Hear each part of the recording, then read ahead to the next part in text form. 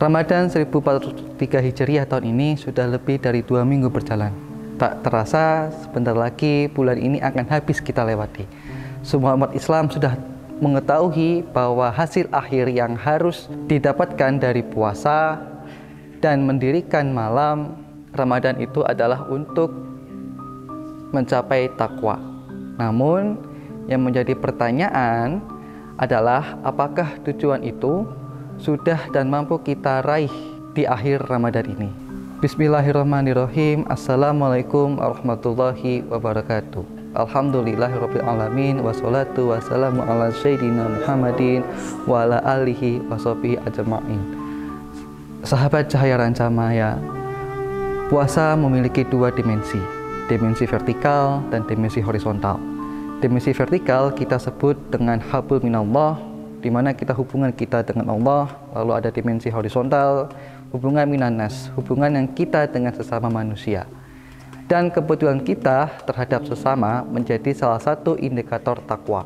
Orang-orang yang bertakwa adalah orang yang yakin beriman akan kebenaran dari Allah Subhanahu wa taala dan Rasul-Nya. Dengan iman yang kokoh, itulah yang senantiasa sholat dan berzikir kepadanya.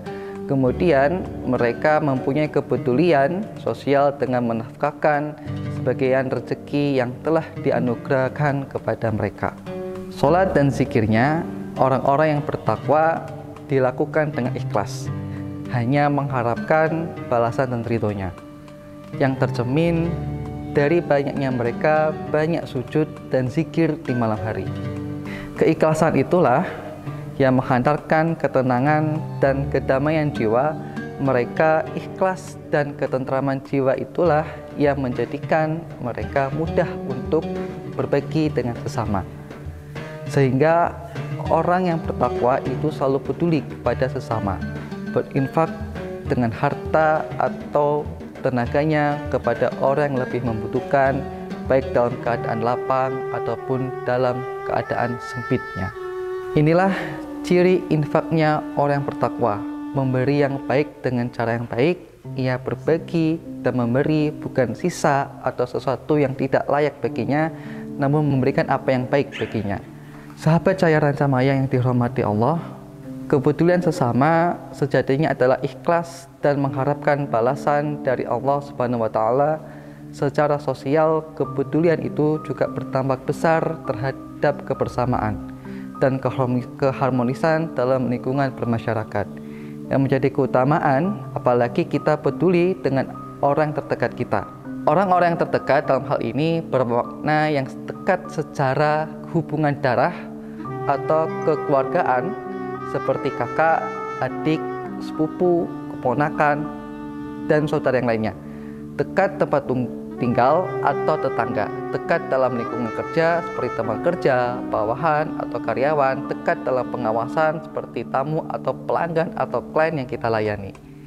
Itulah tuntutan Islam, yang sebenarnya dalam hal berbagi dan peduli tidaklah dalam tuntunan Islam orang-orang yang berkoar-koar ingin disebut namanya sebagai dermawan dalam masyarakat, kemudian berinfak dalam jumlah besar, tapi tidak ada kebaktiannya pada kedua orang tuanya.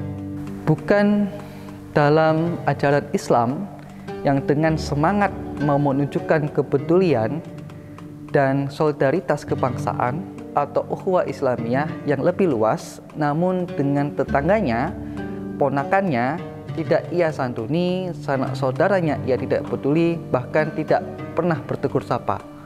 Bukanlah yang dianjurkan dalam Islam. Infak dan dermawannya telah disebut dan dikirim ke segala pelosok penjuru negeri, namun tetangga dan kerabat dekatnya lapar. Islam mengajarkan kebaikan itu dimulai dari kedua orang tua, kemudian kepada orang yang terdekat, sehingga Rasulullah SAW sangat menekankan bahwa siapa saja yang beriman kepada Allah Subhanahu wa taala dan hari kemudian, maka tandanya adalah ia memuliakan tetangganya dan tamunya. Kepedulian yang dilaksanakan dengan benar sesuai dengan tuntunan Al-Quran dan Sunnah akan meninggalkan sosial kapital atau modal sosial dalam lingkungan masyarakat. Sosial kapital merupakan nilai kebersamaan dalam masyarakat yang akan mengokohkan kebersamaan dan meningkatkan keharmonisan hidup bermasyarakat. Bila sosial kapital kuat, orang-orang yang bertetangga akan saling berbagi di kala senang dan saling bantu dalam keadaan susah pada lingkungan masyarakat yang berpunya maupun berbagi dan peduli. Maka sunatullah masyarakat lainnya saling menghargai hingga timbullah saling sapa, saling menjaga. Masyarakat inilah yang akan kuat dan dapat mementengi pengaruh buruk ke dalam lingkungannya. Saling sapa dan saling jaga dalam lingkungan tempat tinggal adalah lingkungan kerja akan menciptakan lingkungan yang harmonis dan nyaman.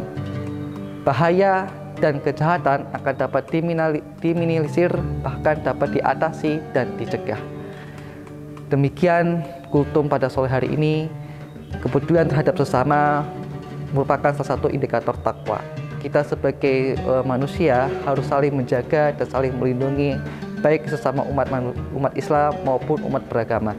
Sekian, terima kasih. Assalamualaikum warahmatullahi wabarakatuh. Cahaya Rancamaya Islamic Boarding School. Come and join us.